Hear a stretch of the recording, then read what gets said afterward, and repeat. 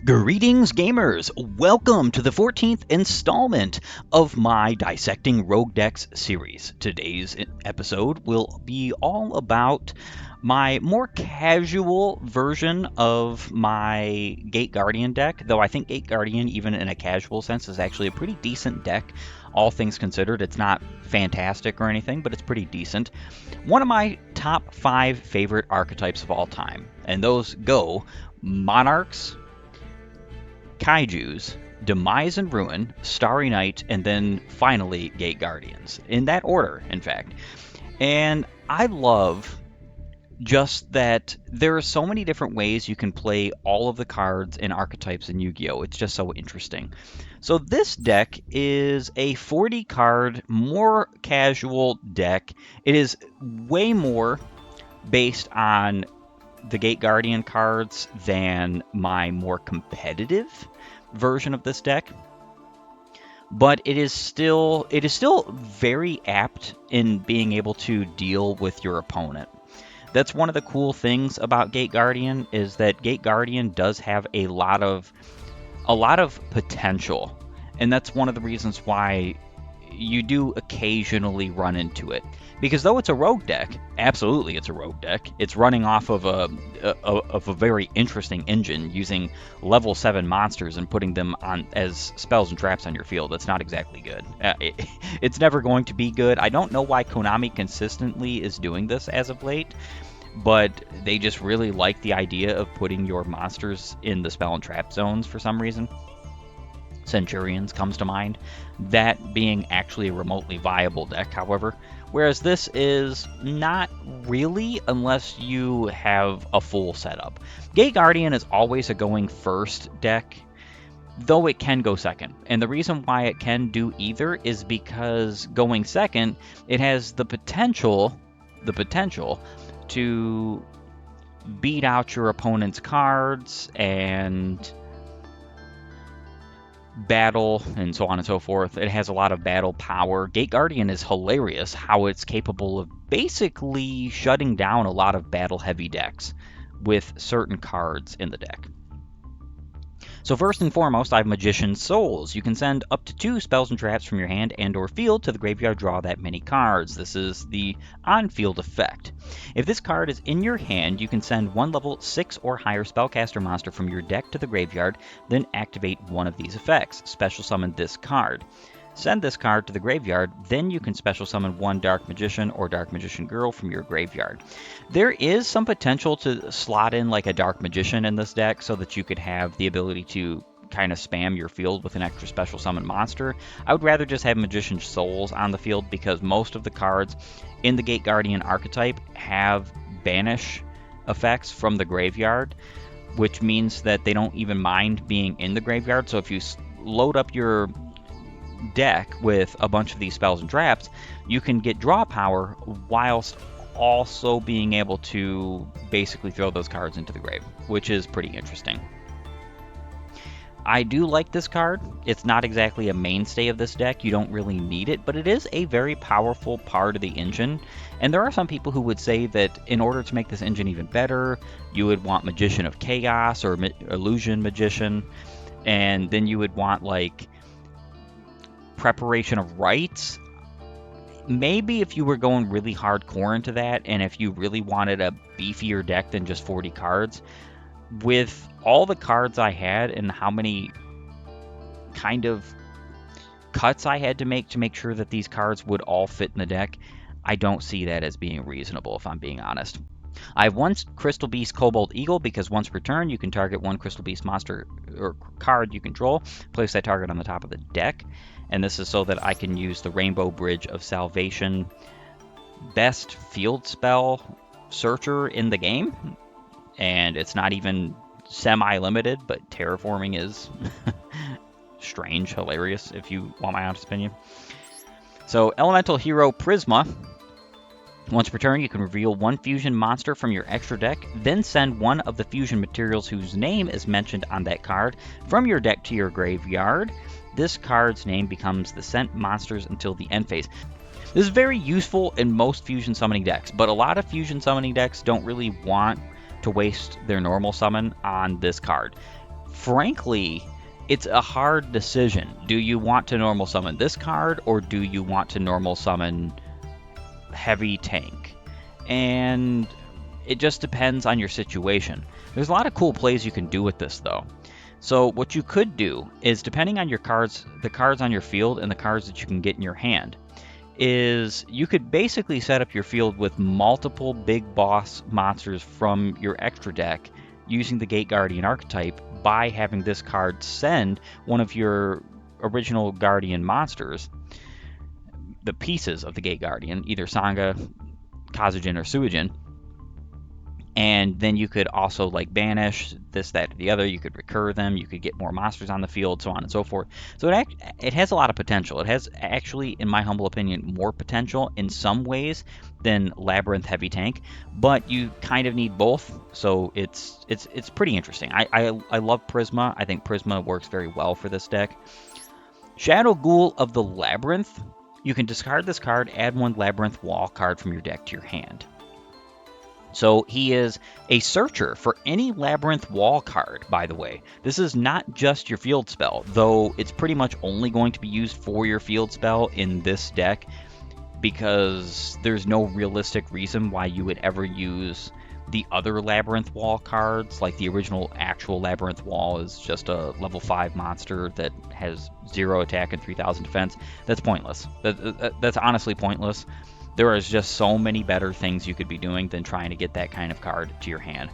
I love how the motif of this card is basically like it's kind of mirroring the old school design of monsters. It's terrible. It's a level 5 monster with 1600 attack, 1300 defense. You would never, ever, ever summon this card because you would need to tribute to summon this card. Why in the world would anybody ever do that? There's just no point to that. It's just a searcher. It's a funny card. It's referencing how old school stats in Yu-Gi-Oh! Used to be absolutely terrible. And I just really enjoy that personally. So at the start of the damage step, if your opponent's monster battles while you control a Labyrinth Wall card, you can banish this card from your graveyard to destroy that opponent's monster. You can only use each effect of Shadow Ghoul of the Labyrinth once per turn. So he's a destruction effect, which is pretty cool. There's a lot of that in this deck, and a lot of that with this archetype. Even the field spell is capable of basically destroying your opponent's monsters by itself, which I think is really funny. A field spell that has an attack virtually is just a cool concept, a cool idea. I have two Sangha of the Thunder, 2 Kazujin, and 2 Suijin, and they all have the exact same effect, which is once while face up on the field during damage calculation in your opponent's turn, if this card is being attacked, quick effect, you can target the attacking monster, make that target's attack 0 during damage calculation only. This effect is bad even in the old school realms of Yu-Gi-Oh! When it was first made, and the reason why this is because we're talking about a card that requires 2 tributes to get on the field, and it's got a once while face up effect. Not a once per turn, not a once per battle phase, not a once in a while thing. It's a once while face up. So you could technically flip this card face down and then flip that card back to being face up, and then that reactivates this effect. Nobody's going to use Book of Taiyu and Book of Moon to do something like this. It's just not happening. It's okay in this deck, however, because of the greatness of the recursion with the monsters in the Gate Guardian archetype of the special deck particularly. So you can summon Gate Guardian combined, then if he's destroyed, sent from the field to the graveyard, removed from the field in any way, shape, or form, except for putting back into your extra deck. Yu-Gi-Oh! And its rulings, am I right? You can get another Gate Guardian monster from your graveyard or from your extra deck out onto the field, and then if that monster is destroyed, then you could get one of the original pieces on the field. So it's got some recurrence, and if your opponent's doing this by attacking your monsters, you could technically destroy your opponent by allowing them to KO themselves into your monster, because when you activate this effect, your opponent can't call off the attack. It's not like a special summon replay. It's basically just an attack modulation effect. So your opponent would still attack into your monster, still die. and as long as it can be destroyed by battle. So it's not terrible in this deck, but it's actually just a terrible ability, a terrible effect. Even during the time that these cards would have technically been considered relevant, which they never really were. These cards have never been relevant. It's one of the reasons why I absolutely love the Gate Guardian archetype now, making them more relevant. So some people would say, like, why, Gamerman, do you have 2 copies of each in your deck? And the reason why is just so that I can make sure that I can get multiple of these cards in my possession in order to get the big Gate Guardian monsters from my extra deck onto the field. The reason why this is because there's virtually no way to get these cards back into your hand or on the field or in play or used if they are in the graveyard. Virtually. There is one way in this deck, but that's pretty much the only way. And oh, no, actually, I should say there's 2 ways in this deck to use them if they are in the graveyard. So you just have to be careful. If you have, like, both your Sangha of the Thunder in the graveyard, you can't really realistically use them in most cases. So having an extra copy just kind of gives me that little bit of a backline. It does make the deck brickier, I'm not going to lie to you. Regardless of what people would tell you, the more tribute summonable monsters you have in your deck, regardless of your archetype, the more bricky your deck is going to be.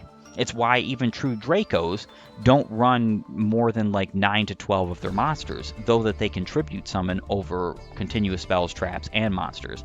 The reason why this is because if you were to open up a hand full of nothing but the true Draco monsters and none of them can be normal summoned, then you just lose. So that is to be noted, right? One card I have in here, which is kind of a bit of a wild card, is Chaos Hunter. When your opponent special summons a monster, except during the damage step, you can discard 1 card, special summon this card from your hand. Your opponent cannot banish cards. This is powerful, and frankly, it's very anti-meta in the current realm of things. Your opponent wants to banish cards all the time. Whether you're playing Tearlaments or whether you're versing Eldritch, whether you're versing any kind of Centurion, so on and so forth, if you're fighting Quasar Dragon, actually, there's all kinds of effects that your opponent cannot do if your opponent cannot banish cards. And it's funny. It's actually funny. I actually have a couple of duels where I've won online ranked just because of this card. Because my opponent went to activate Quasar Dragon's banish effect to negate one of my effects and couldn't do it. And I was just able to destroy that card and just basically win the duel, because that was the only way my opponent could beat me was with that card, and I just had this card on the field. I really think that Chaos Hunter is just a good punish to your opponent, just all in all, because if you're going second, which happens a lot, even if you make a going first deck, you can special summon this card when your opponent has special summoned, and then you shut off all the ability of your opponent to banish cards for the rest of this turn. So let's say your opponent special summons a monster. You special summon this card, and then your opponent had a Pot of Desires in the hand. Well, your opponent can't use Pot of Desires in his hand now. So you've just shut that off too. It's very cool. It's very good. I wouldn't say it's overpowered or anything like that. Obviously, this card I don't think has ever been limited to any degree, because it's just not, we're not talking about meta staples here, but it's still good. Labyrinth Heavy Tank. You can normal summon this card without tributing. Cannot attack the turn it is normal summoned. During your main phase, you can place one of your Sangha of the Thunder, Kazajan, or Suijin that is banished or in your hand or deck face up in your spell and trap zone as a continuous spell. Then if you control a Labyrinth Wall card, you can destroy 1 monster your opponent controls. You can only use this effect of Labyrinth Heavy Tank once per turn. It's not a hard once per turn, so if you were to somehow get more of these on the field, you could do that. However, the thing is that realistically that's not happening because this is a normal summon. It does stink that this card cannot attack the turn it is summoned, but if you do have a Labyrinth Wall card on the field, you get to destroy one of your opponent's monsters, so it's basically like it did attack. I like the way this archetype runs because it's basically trying to mimic the paradox duel with Yugi and Joey and like the effects of the labyrinth on the field as well as the monsters and like everything that's going on, and I just think that's really fun. This card is really fun. I'm not saying it's going to be good, right? This archetype has its faults, has its problems, and the biggest of those faults and problems is that it's using and utilizing very old school Yu-Gi-Oh! Virtually vanilla monsters at this point that need 2 tributes, can't be special summoned by any realistic means without using other cards in the deck to facilitate this. And there's ways to get this, by the way, so it's not really that big of a deal. Now, the next card is Dark Guardian. This card is always treated as a Gate Guardian card. Cannot be normal summon set, must be either special summoned by Dark Element or special summoned from your hand or graveyard by shuffling into the deck 1 each of your Song of the Thunder, Kazugen, or Suijin that is in your hand, face-up field, graveyard, and or banished. So this is recurrence, one of the 2 ways that you can get your cards out of the graveyard in this deck. So that's one of the reasons why I have this card, especially because even if you, let's say you summon him by Dark Element, let's say your opponent kaijus him, he's in the graveyard, you could actually just continuously resummon him as long as you have the ability to recur these monsters from your banishment or your graveyard, so on and so forth. So that's actually really cool because that means that you have the capacity to make sure that you always have those monsters in your deck. You want Sanga of the Thunder, Kazugen, and Suijin in your deck most of the time. Now, if they're all in your hand, there's ways to summon your big boss monsters with them all in your hand, and that's fine.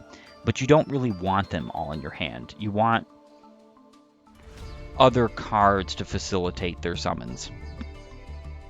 Cannot be destroyed by battle. If this card is special summoned by the effect of Dark Element, is unaffected by other monsters' effects or your opponent's activated spell cards or effects. So that's pretty cool. He becomes just this huge boss monster that's unaffected by monster effects, spell cards, and their activated effects and stuff like that. That's really cool that you have that because he just becomes one of your strongest monsters in the deck. It's actually one of the reasons why I have him, and I realistically think that having more Dark Elements and more of him in the deck is not a bad idea, but because of what I need for this deck to stay 40 cards, I've just decided against that. I have 1 Foolish Burial, 1 Foolish Burial Goods. I have 3 fusion deployments, so reveal 1 fusion monster in your extra deck and special summon from your hand or deck 1 of the fusion materials whose name is mentioned on that monster. Also, you cannot special summon from the extra deck except fusion monsters the turn you activate this card. You'll notice most of my cards in the extra deck are fusion monsters, so this is not really that big a deal. The other cards in my extra deck are just kind of gravy. You cannot use something like Typhon and this card in the exact same turn, so you have to be very careful of that matter. I have Ryoko Guardian. If your life points are lower than your opponent's, target 1 monster you control with Gate Guardian in its original name. Have your opponent's life points, then that monster gains attack equal to your opponent's life points. You can banish this card from your graveyard, add 1 of your Song of the Thunder, Kazugen, or Suijin that is banished or in your deck to your hand. You can only use each effect of Ryoko Guardian once per turn. So this banish effect is pretty much always something that almost all of the spells and traps in the archetype do, just for that recurrence to get them in your hand, because then you can use them in the hand. There's only 1 monster, well, there's only 2 monsters that do use it in the hand, and that's Dark Guardian as well as Gate Guardian combined. You'll notice it says with Gate Guardian in its original name. Because this card is always treated as Gate Guardian card, Dark Guardian that is, this card still works on that card. This is amazing. So if your monster has, or if your opponent has 8,000 life points, and if you're missing any life points at all, your life points just have to be lower than your opponent's. You can immediately activate this card. You target a card, you have your opponent's life points, and then that monster gains, your Gate Guardian monster gains that 4,000 or whatever amount of life points was halved from your opponent. That means that you can make some pretty exceptionally powerful boss monsters, especially with the extra deck monsters, because some of those have some pretty awesome effects.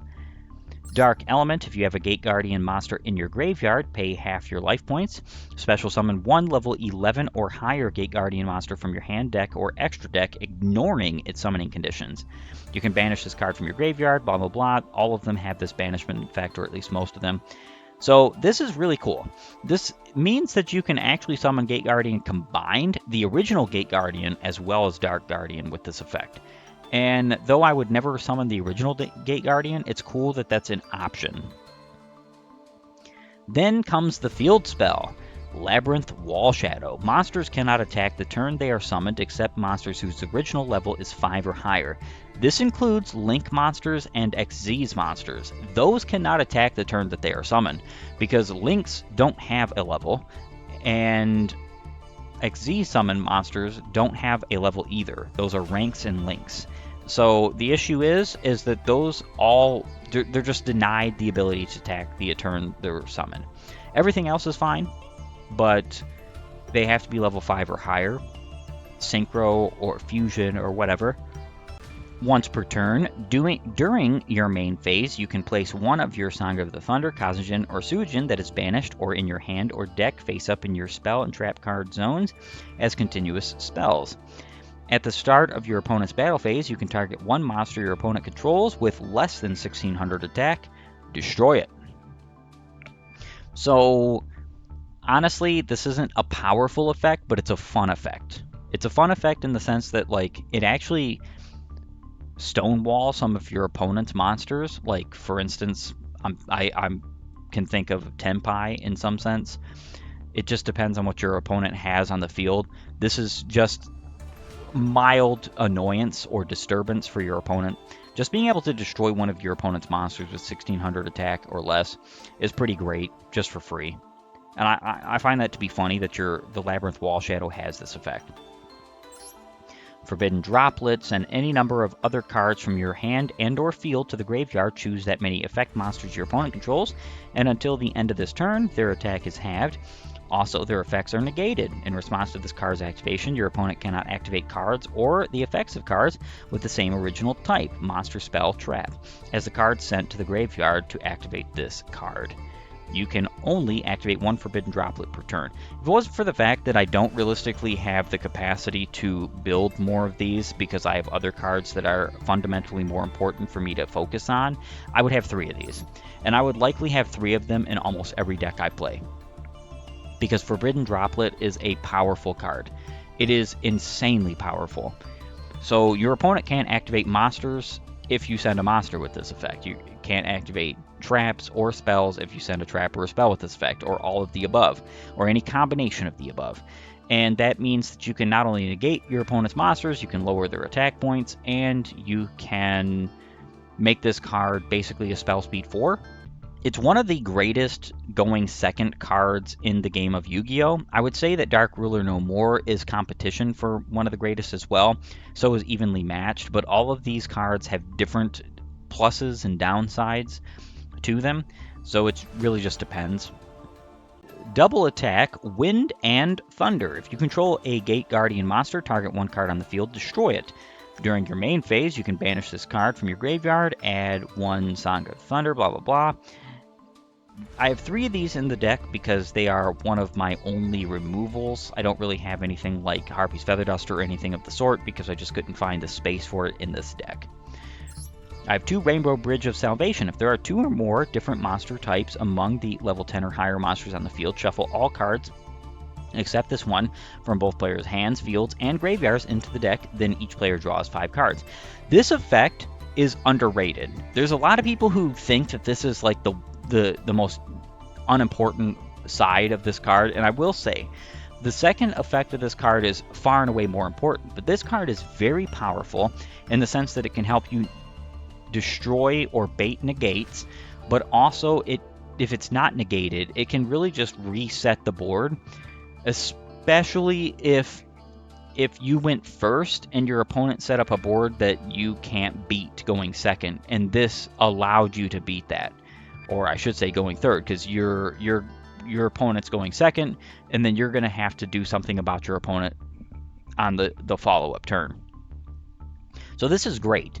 I actually really like this effect, especially because I also have level 10 and higher in this deck. Monsters, Dark Guardian, I have Gate Guardian combined, which, though those are both warriors, I do also have like Divine Arsenal Zeus, I have Typhon, so those are all different types among level 10 or higher monsters that I could have on the field that could allow me to activate this effect, which could just reset some things. And it's pretty great because this is the only card that isn't shuffled back into the grave or back into the deck. It goes into the graveyard. You can banish this card from your graveyard, add one Crystal Beast monster and one field spell from your deck to your hand. You can only apply each effect of Rainbow Bridge of Salvation once per turn. So it's a great field spell searcher. It also gives you, a Crystal Beast monster in your hand as fodder for discard effects or link summonings or so on and so forth, blah, blah, blah, if you need a normal summon in order to link summon over it. It's just a good card. It's really just a good card. It doesn't work in every deck, and obviously Terraforming is just... It's basically like how I said Pot of Avarice, in my humble opinion, is better than something like Pot of Desires or Pot of Greed. It's not because those cards aren't actually better. Those cards are legitimately better than Pot of Avarice. It's just that Pot of Avarice, unlike those cards, does something else and doesn't have a cost, really. It recurs and doesn't really have a cost, because as long as you have those monsters in the graveyard, you can shuffle those 5 monsters back into the deck, draw 2. That's something that I like about these kinds of cards. Sure, they have an extra step involved, but they do more, and they're better because of that, in my humble opinion. Of course, they're not better in a meta sense. This would be the banned card, and Terraforming wouldn't if that wasn't the case. But still, it's fantastic. I have Solemn Judgment when a monster would be summoned, or a Spell Trap card is activated. Pay half your life points, negate the activation or summon, and if you do, destroy that card. Then I have Prey of the Jirai Gumo.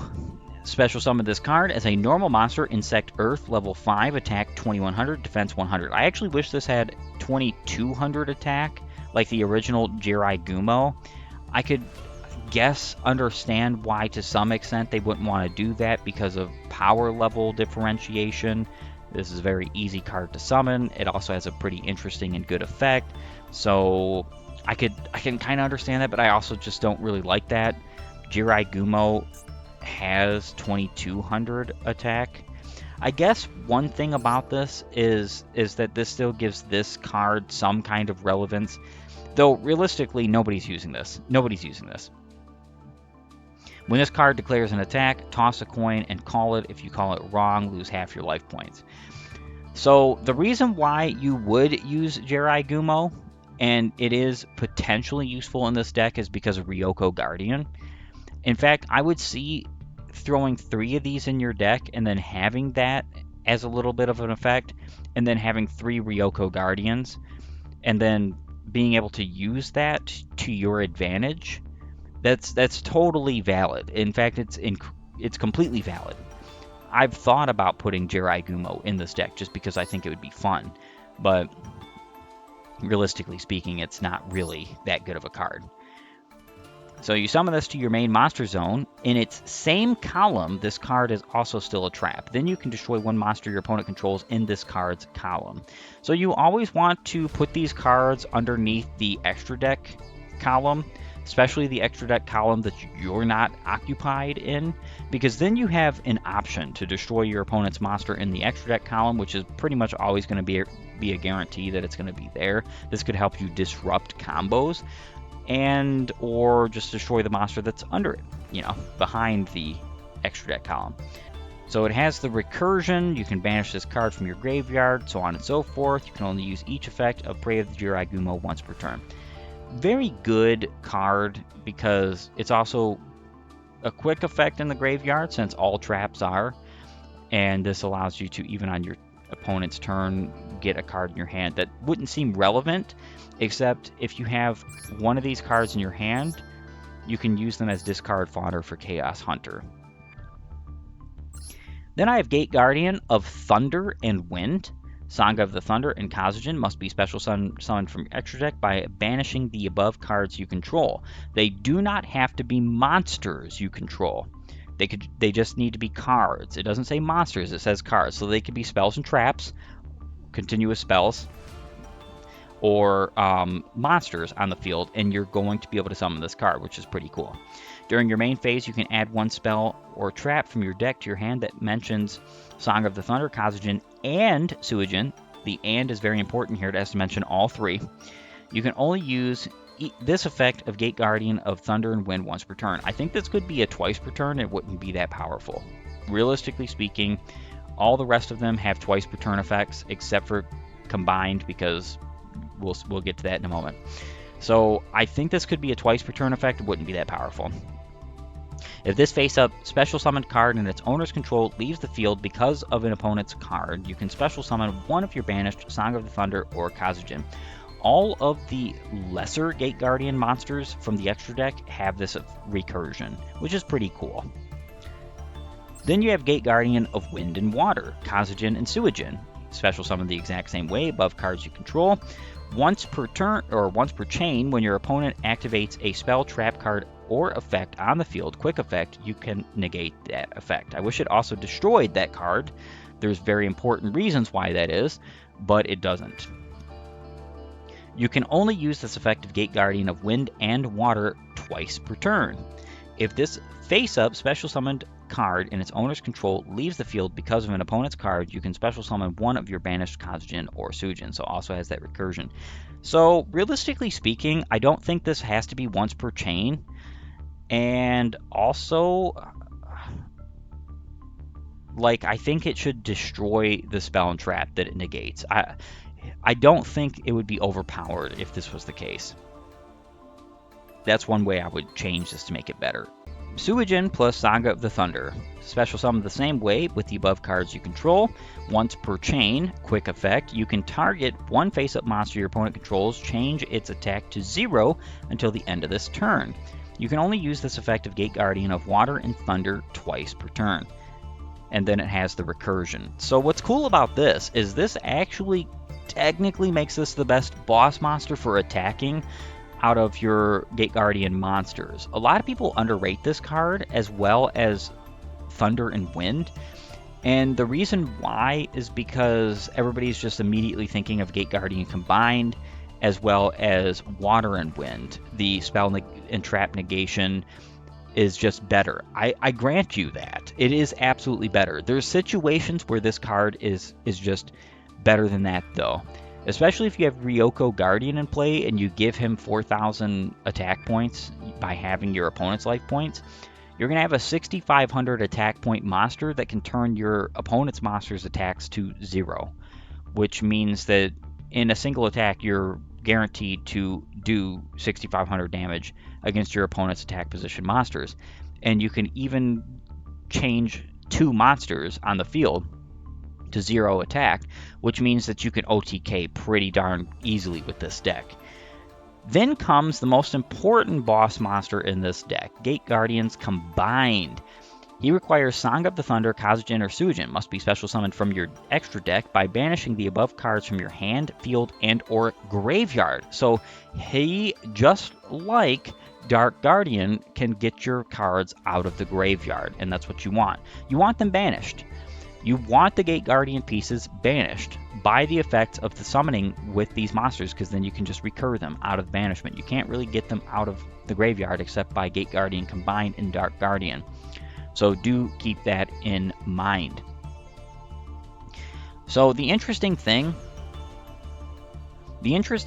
about Gate Guardians Combined is there is never an instance where you're going to want to summon any of the other monsters rather than him first. He is always worth summoning first, because even though he doesn't have spell and trap negation or attack point modulation or searcher or this, that, or the other, and obviously there are instances where you might want to summon the others because you know what your opponent's doing, you know what your opponent can do, your opponent has a field of like spells and traps and you want to negate them, so of course that monster would be better to summon than this monster. But This monster is interesting in what he can do.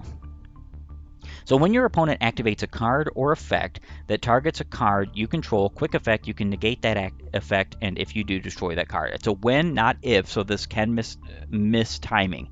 It's the same thing with your Gate Guardian of Wind and Thunder. You can miss timing here because it's a when, not if effect. This is very old school Yu-Gi-Oh! We need to get away from this. Everything should just be if, not when, if. We need to get away from so many different rulings needing to be a thing in Yu-Gi-Oh! If I was to make my own card game, I would make things more streamlined, and I wouldn't have so many different effects. I wouldn't have things that say send, destroy, target, this, that, blah, blah, blah. It would just be one, maybe two, at the absolute most, because it gets hairy with rulings. So you can negate any effect your opponent activates that targets, so on and so forth. This means that you are immune to Imperm, you are immune to Effect Veiler on this field. On the field with this card, that's why this card is just better to summon out first. You can only use this effect of Gate Guardian combined thrice per turn.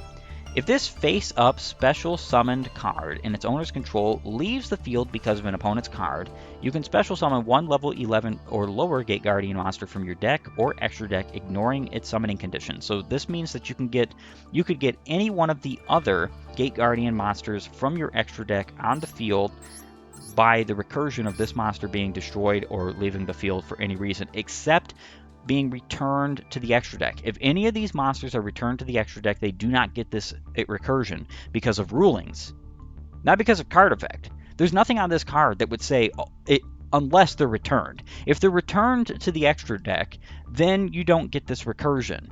Why is that a thing? This says, if this face-up special summon card in its owner's control leaves the field because of an opponent's card, that it's very clear. It's very clear. If it goes back to the extra deck, it's leaving the field. If it goes back to the hand, which would put it back into the extra deck, it's leaving the field. Crazy how that works. And apparently the reason why this doesn't go off is because the ruling is such that the card has to go somewhere generic, i.e., the graveyard or banishment, where it's going to be face up, so on and so forth. You can read this effect, it's going to do its effect. Doesn't matter, it says if. This is an if effect. So it should just go off. By Yu-Gi-Oh's own admission of rulings, it should just go off. But I'm not the man making the rules here. I have Red Eye's Flare Metal Dragon because I do have level 7s, a lot of level 7s in this deck, and a lot of ways to special summon my level 7s. And he's pretty great because he cannot be destroyed by card effects while it has material. And every time my opponent activates a card or effect, I inflict 500 damage to my opponent immediately after it resolves, which is pretty darn good. I do have Zeus, I do have Typhon, I also have IP Masquerena, as well as SP Little Knight, Blackluster Soldier, and Mech Knight Crusadia Evermax. And these are all just boss monsters just in case I have the need to make sure that I can get those on the field and have bosses on the field. It's actually relatively easy to summon Evermax in this deck compared to other decks because it's pretty easy to get a bunch of special summon monsters from the extra deck on the field. You're not really going to do that all in the same turn, at least not like more than maybe 2, but this deck could potentially go for the long haul. Evermax is not really a mainstay in this deck. In fact, I would definitely say that Blackluster Soldier of Chaos is, I really think he's one of the best generic Link Summon monsters that is a boss in which you can use in pretty much any deck. Especially if the deck consists of a lot of level 7s and higher, which by the way this deck happens to consist of that. The thing is that what people don't understand is that if you do this crazy thing called, you're going to look at this and be like, oh, well, it's a UR Gamerman, that's going to be expensive. Well, the crazy thing about this card, didn't mean to throw it out of the deck, is you can go to how it's obtained. And it says what pack it is, Master Pack, if it's in the Master Pack. It says what individual pack it is, which is a secret pack, and you don't have to worry about that because it's actually in a structure deck, Spiral Spear Strike. If you buy the structure deck for 500 gems, you're going to get this UR alongside everything else in the structure deck. The reason why this is important, you do absolutely want to check to see if your cards that you want to get are in structure decks, is because 500 gems to get even a single SR is worth it in Master Duel, because you're going to spend way more than 500 gems consistently to make sure that you get the SRs and URs in a card archetype for your deck. Way more. On average, it's going to be 1,000 to 2,000 for every UR, and maybe like 500 to 1,000 for every SR, and you're not guaranteed any of that in any pack pools or card pools, pack of 10, pack of 1, and you'd never want to spend packs of 1, by the way. If you're going for secret packs, always spend them in packs of 10. I know it's hard to wait. I know it's hard to be patient, but I'm telling you, you need to do this. You need to only spend in packs of 10, but you also need to be looking at your cards to see if they're available in structure decks. It's just way more worth your time to be buying the structure decks to get these copies of cards that are URs especially to save your gems. So that's just something I wanted to throw out there, just as a bit of a disclaimer. With my showcase finished, it is time to get into the demonstration of this deck. For this deck, going second or first does not matter, so I'm going to go ahead and pick random and just see how things go from there. Alright, I got a pretty decent hand. I wouldn't say it's fantastic, but it's pretty decent. It could potentially give me the opportunity to summon pretty much whatever I want. See, that's just not really that great right there, though. So I'm only going to be able to get... Yeah, that's unfortunate. I'm only going to be able to get one of these pieces on the field and not really be able to do anything else. Now, realistically, if I put this on the field and it gets destroyed, I have no way to recur my Crystal Beast Cobalt Eagle. So what that means is that I just lose the ability to use Rainbow Bridge of Salvation, except for its first effect. I won't be able to use its field spell draw effect. I unfortunately have to just end my phase and hope and pray that my opponent doesn't OTK me. And if I don't get OTK'd, which I'm not, I'm just A-OK. In fact, I'm even better than A-OK, because even if my opponent was capable of summoning something pretty darn big, which he could have been there, I would have just won.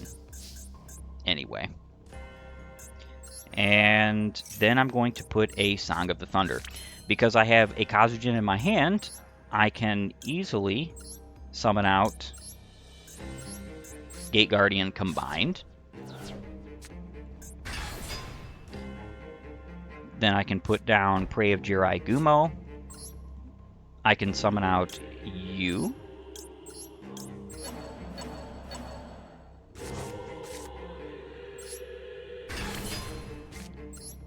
Activate you. Take this back to my hand. And I'll bring out a Suijin, which is pretty darn good. I'd say that that was a pretty good turn 3.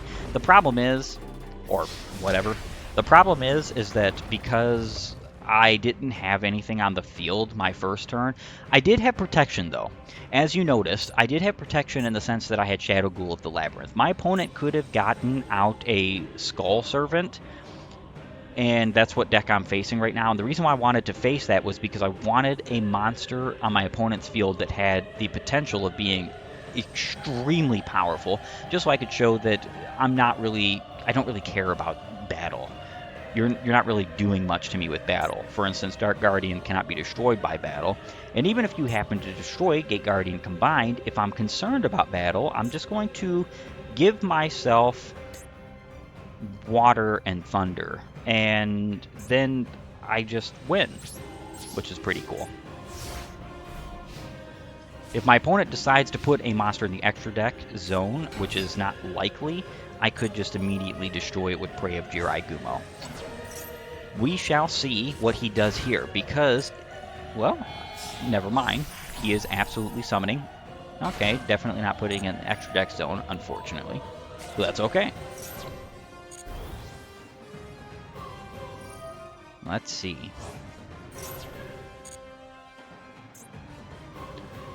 I actually am a big fan of King of the Skull Servants and the Skull Servant decks. I think it's a very fun archetype and a very interesting concept. Definitely something I would use, especially because it's a rogue deck for sure. And Prey of the Jirai Gumo, right there, destroy a card, goodbye, Link Karibo. So I'm probably going to eventually make myself a King of the Skull Servants deck, especially because it's not so expensive, and a lot of the cards that you would like to have for it, you can find in the Immortal Glory structure deck, which is cool. And then I can bring out another Sangha of the Thunder, which allows me to get yet another one of these to the field. I don't really like having multiple of the Gate Guardians combined on the field, and one of the reasons why this is, it's going to sound kind of weird that I would say something like that, but the reason is because if your opponent were to nuke them both, then you don't really have the effect of this card to recur from the graveyard your Gate Guardian cards. But luckily Dark Guardian can, even if he's put to the graveyard. So there is that. It's not like you're just doomed in either way, shape, or form.